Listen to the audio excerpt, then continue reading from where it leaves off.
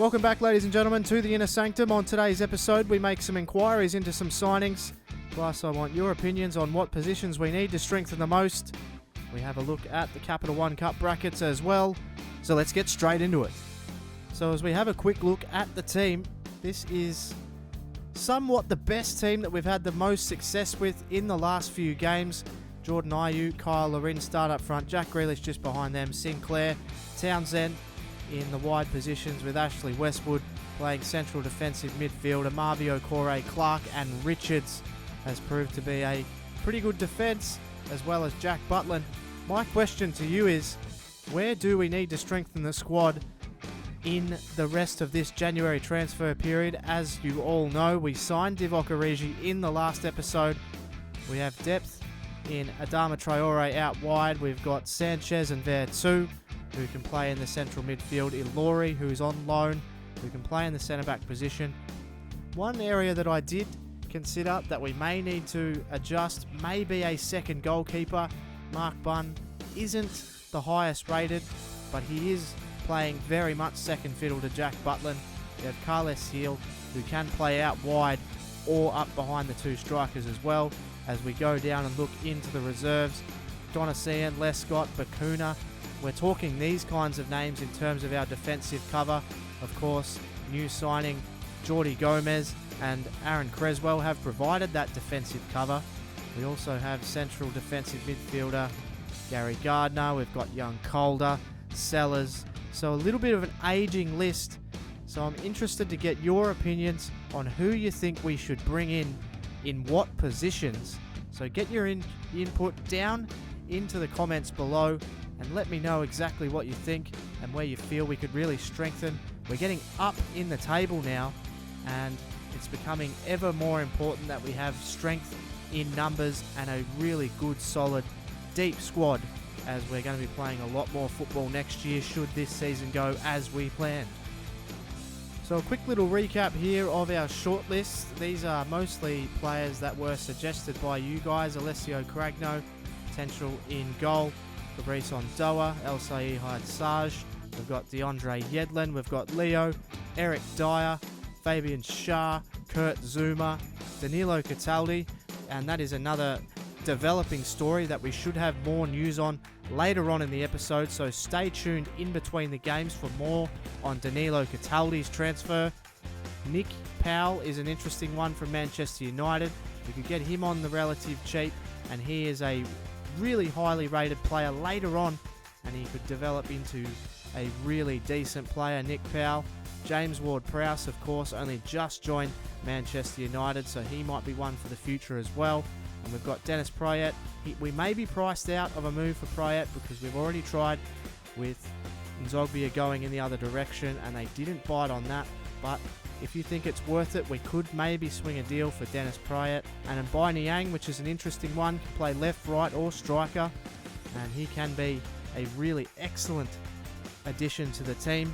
Do you think we should maybe go after Mbai Niang or Steven Bergwijn, who is a 18-year-old absolute speed demon from PSV? He could potentially be picked up on loan or on a pre-contract or something of that description. So let me know in the comments below, where do you think we need to strengthen the team to get some really good depth going, as we are potentially going to be playing European football next season?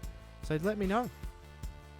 So just to recap again, we have £10.2 million in the bank with a new wage budget of £54,000. Of course, we've offered Danilo Cataldi £45,000 of that, so the sliders will have to be adjusted should he sign later on in the episode. But let me know in the comments below what you think we need to strengthen this squad. We'll be playing a lot of games in the upcoming seasons if we can remain in European contention. So let me know in the comments below exactly some names that we can get the ball rolling just before the January transfer window closes. And as we take a quick look at the Capital One Cup brackets, as you saw in the last episode, we defeated Arsenal 1-0 from a Scott Sinclair cracking free kick in the wet. We face a trip this episode to take on Arsenal at the Emirates Stadium to try and lock in a potential cup final spot. And And it's going to be an interesting final should we be able to get through. Brighton and Hove Albion are currently locked 1-1 with Southampton in the other semi-final. So a winnable game either way if we can make it through to the final, but a huge hurdle in Arsenal coming up later on in the episode. So that's going to wrap up the Inner Sanctum for this episode. Remember to get your suggestions in for transfers within our budget and where you think we need to strengthen the squad. Due to the forced hiatus, the long hiatus I had to take, I think it's important we take stock and take a fresh look at the squad. As mentioned in this episode, we take on Arsenal 2 times in a row. The first game is a round 4 of the FA Cup, and following that we have the second leg of the Capital One Cup semi-final. So as always, if you're enjoying the episode so far, hit the like button and subscribe if you're new. But for now, it's off to the action as we take on Arsenal. Welcome, ladies and gentlemen, to the Emirates Stadium. It's Arsenal hosting Aston Villa in round 4 of the FA Cup. Well, it's the second of 3 cup fixtures in a row for these two teams, with the Villa holding a 1-0 aggregate advantage over the Gunners in the Capital One Cup. Attention has turned now to the FA Cup. Villa have hit some pretty lofty heights of late, and no doubt we'll be looking at knocking out one of the giants of English football from potentially both competitions. And that would be a tasty idea for the Villains. The Gunners will not lay down. They were only just edged at Villa Park in the Capital One Cup. This is the Arsenal team. It's very, very strong, and considering only a couple of days separate the two games, Arsenal have come in very strong for this. Welbeck will start up front, Sanchez and Walcott out wide. So very potent front three for Arsenal. They're in full voice here at the Emirates Stadium, and who can blame them? It's cup football at its very best. Here's the Aston Villa lineup. They're going with a mix of youth and experience. Goal scorer in the last game, Scott Sinclair, is left out to rest for the second leg. He's replaced by Jarrell Sellers. Thiago Alori will play in the back. And Alan Hutton replaces captain Mika Richards. There you see Per Mertesacker. He's going to have his work cut out for him, with Libor Kojak and Jordan Ayew up front. A rare start for Kojak. He has replaced, of course, Kyle Larin, the Canadian, who has been absolutely sensational this season for Villa. A full house here at the Emirates Stadium. It is raining, but that will not deter this crowd or the action. And we are just about ready to get underway. It's FA Cup football. Next leg of the semi-final, but here is Libor Kojak. He did get that ball away. Here's Andros Townsend. He'll be looking for someone's head in there, no doubt. It's come off Idrissa Gana, and he stayed down, clinching his back here, Gana. He's tracked by Andros Townsend, who does beat him for the ball. He's done brilliantly well there, Townsend, but he may have lost it to Sanchez, who got it back in a dangerous position. Alexis Sanchez has crossed to Cazorla, and they've opened the scoring. It was initially brilliant from Andros Townsend, his defence. He then lost the ball really cheaply, trying to get too cute, and you can't do that around Sanchez. And he finds a free man, and it's Santi Cazorla who opens the scoring for Arsenal. It's 1-0.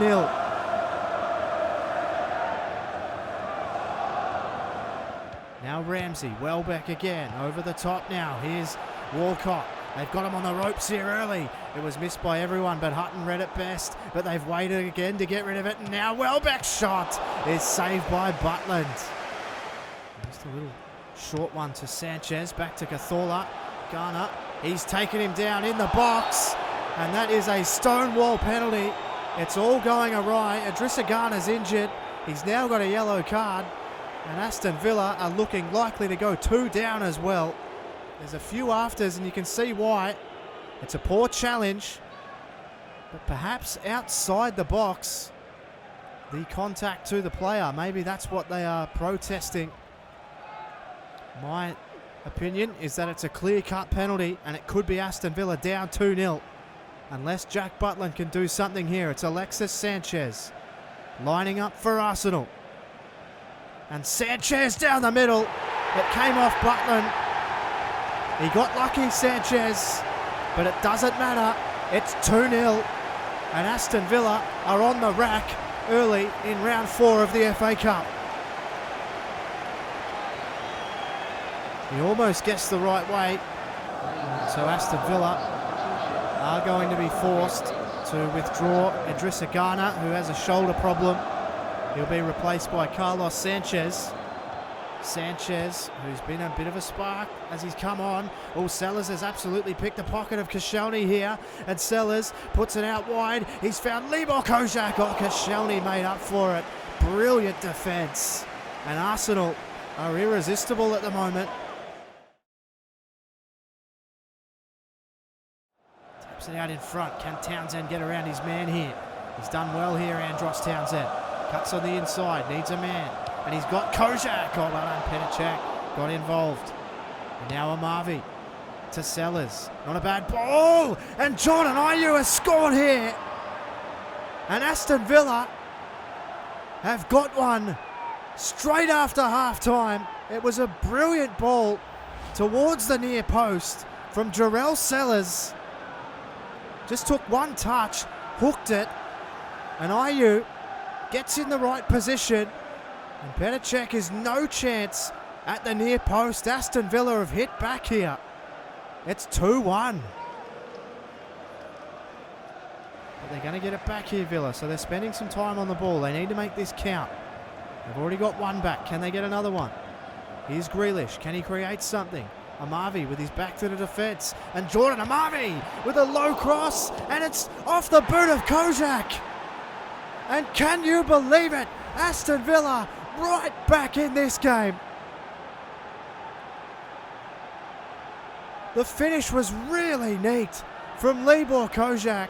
It was brilliant work from Jordan Amavi, who pushed up, got the shot off, deflected into the path of Libor Kozak, and it's 2-2. Unbelievable. Aston Villa have come out a completely different team. Well done, Alori. He burst his way through. Here's Grealish. Brilliant touch. Grealish as he put him through. Ayew's been taken down. No free kick. No penalty. Unbelievable. The Villa fans are in raptures in the away section. It may not matter. Here's Amavi. They need to keep pushing. Sellers ball. Back post to Kozak. Oh, it's just wide. Jarrell Sellers. A really dangerous ball. Kozak really should be putting that on target. But Villa are almost in front. Is going to be replaced by the new man, Divock Origi, making his Aston Villa debut. What a time to bring him on. Grealish is also replaced by Vertu. Amavi and Campbell going at it. And Campbell's cross is deep. And it finds Alexis Sanchez. His cross-in was dangerous. I think Butland got a hand on it. Coming through, steaming through was Okore. He did well, but Campbell got it back off him. Campbell, Cathola, Welbeck turns. Oh, what a brilliant save from Jack Butland. And this game is at absolute fever pitch right now. Look at the reactions of Jack Butland. Just tipping it over towards Origi. Can he do something spectacular here, Origi? Couldn't quite get hold of him, but Arsenal are under pressure. Kozak throwing in, good tackle. This is a good game of football. Kozak read that off the boot. He's done really well there, Kozak. It's over the top, surely not. Divock Origi hits it first time, puts it over. That would have been spectacular. Can they get something going here, Arsenal? Debussy took a really good touch on the inside. Wasn't a bad ball, but Hutton took it. And now they can run here, Villa. He's got a man on the inside here, Kozak. And he's found Jordan Vertu. It's overlap City here as it goes towards Jarrell Sellers, who's brought down in the box. And it's a penalty in the 89th minute of the game. Jarrell Sellers has made a gut run forward. And Debussy takes him off his feet just inside the box. You could argue it's unlucky, but Villa have a huge chance to knock Arsenal out of the FA Cup and come from 2-0 down. It's Libor Kozak. He hits it, and it's in. Can you believe it? Villa have pinched it in London. Libor Kozak gets his second goal of the game.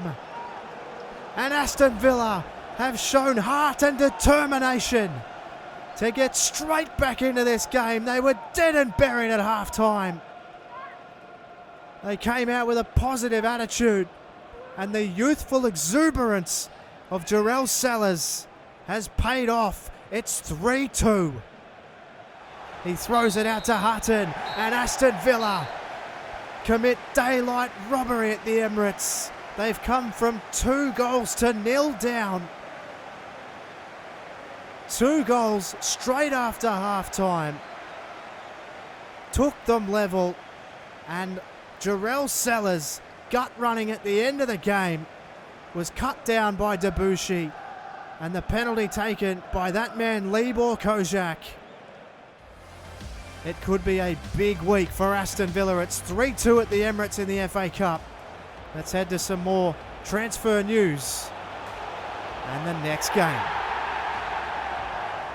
So we've had an offer come in from Crystal Palace for Charles Nzogbia. He stated that he wishes to leave the club in previous episodes, and at 29 years old and only a rating of 72, we will say bon voyage to Charles Nzogbia, and he will free up a lot of wage budget for us and get us a small transfer fee, but I'm willing to take that. Charles Nzogbia, so we bid Charles farewell. Welcome, ladies and gentlemen. It's the second leg of the Capital One Cup semi-final as Arsenal host Aston Villa from the Emirates Stadium. Well, Villa turned a 2-0 deficit into a 3-2 win only days ago here at the Emirates and knocked Arsenal out of the FA Cup. They'll be looking to get off to a better start here today, though. Half of the job is done, with Villa winning 1-0 at Villa Park in the first leg. It comes as no surprise that Arsene Wenger's men were bitterly disappointed by the last game. They were overpowered by speed and power. And there you see the man to watch, Javier Pastore. He came on as a substitute, and he will start today in a pretty strong Arsenal lineup. They named pretty much a full-strength lineup in the FA Cup tie a couple of days ago, and you can see here names like Hector Bellerin make their way onto the team sheet. Arteta and Pastore will anchor the midfield. Rosicky will play up behind Olivier Giroud. So Arsenal have rung the changes, as I mentioned before. They went with a really strong team. Here's Aston Villa's team, and they come in pretty much full strength because they had a number of youthful players and fringe players play in that last game against Arsenal in the FA Cup. Your match official is Lee Mason. There is a huge atmosphere around this ground. And Aston Villa came from the bleachers the last time these two met. Can they do it again? If Arsenal play a full 90 minutes of the football that saw them 2-0 up at half-time in that FA Cup game, they should win comfortably here. Now here's Javier Pastore. Pastore, he was met. And now here's Giroud, back to Pastore. Oh, Clark got something on it. And that's all Villa wanted. They can't concede early here. Just slicing through the midfield here, Adama Traore. All the way here, Traore plays it in. Here's Divock Origi in his first start. Oh, Koscielny got something on it. Origi wants runners. Who's he got? He's been really patient on the ball. And now here's Ashley Westwood. And a good save from Petr Cech. Carved Villa up in the first half of the FA Cup. But here's a chance now. Pastore. Oh, brilliant ball. But Chamberlain put it wide. And Arsenal have all the flash. They haven't had anything on target yet.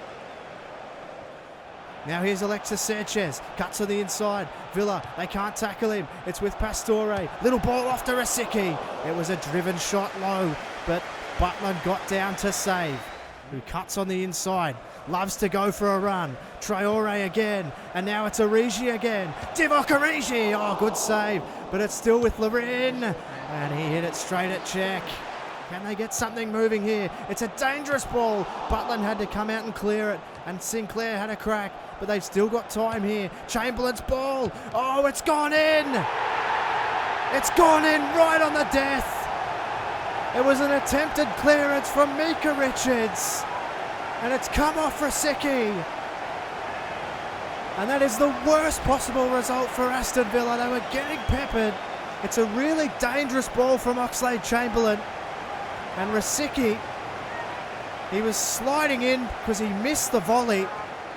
And it's ended up coming off Mika Richards and into the back of the net. Arsenal 1, Aston Villa 0, but on aggregate, it's 1-1.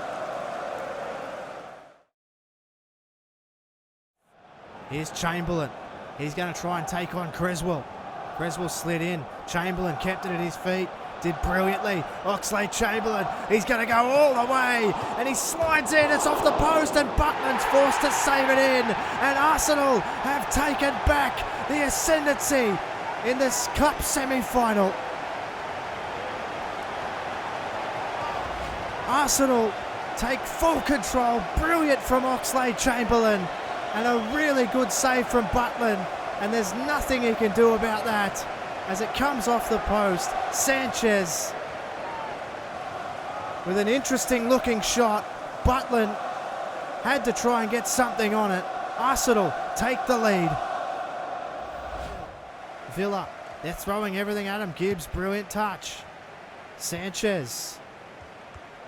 Now Gibbs. Now Rosicky. Oh, Brack. It's absolutely brilliant football. And Rosicky skies the shot. Arsenal all over Villa here at the moment. It's a poor ball. They've lost it here. It's with Origi. He plays it to Agbonlahor. Nice little touch. Heel already getting heavily involved. It's a brilliant ball. Agbonlahor, well done, check. Arsenal with numbers everywhere here. Heel, good ball. Here's Divock Origi. Monreal took him and did really well. Arsenal playing exceptionally, but Villa are hanging in. Origi, here's a chance now with Sinclair. He's going to try and turn his man. Can he get past Bellerin? He couldn't. He did keep it in though, Sinclair. He's done brilliantly well. Creswell's ball, dangerous, Agbonlahor. And Petacek, I think he was offside, Agbonlahor anyway. Now this will be the last roll of the dice for Villa. Origi puts it forward. Ozil. And Origi's going to end up with it here. They've fallen over each other. Now here's Sinclair. Sinclair's ball, dangerous towards Agbonlahor. It's cleared out. I think it'll be a Villa corner. The whistles are out. And this is the last roll of the dice for Aston Villa. Can they take it to extra time? Sinclair. It'll need to be one of his best. Scott Sinclair sends it in. It's Origi. Who's that come off? And it's a goal kick, so that will be it, you would think. Origi did get there. He couldn't get under it, though. They won't have any time. Arsenal have knocked out Villa right at the last hurdle before a Wembley appearance. Just days after Aston Villa knocked them out of the FA Cup, it concludes a 3-match tie in which Aston Villa have bowed out of the Capital One Cup in the semi-final stage. Alexis Sanchez with the goal that did it. Jack Butland did all he could. Aston Villa have had a sensational cup run.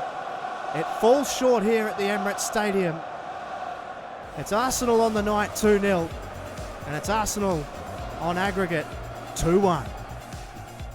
So after the disappointment of the exit in the semi-final stages, we have some good news as Danilo Cataldi has agreed to a 4-year deal at £45,000 a week, and we'll have a look at some key stats, and we'll meet Danilo Cataldi and welcome him to the club. So Danilo Cataldi will don the number 26. Let's have a look at a couple of his key stats and finish off the episode.